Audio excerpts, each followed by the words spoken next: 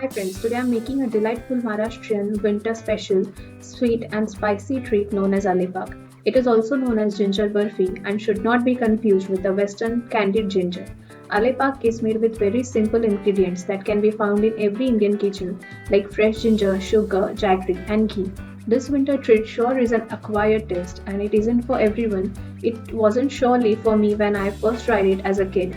Alipak is the best medicine anyone can have to fight cold and cough. The humble Alipak will always be my go-to winter treat.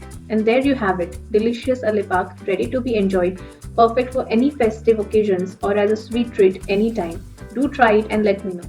Don't forget to like, share and subscribe for more mouth-watering recipes. Happy cooking!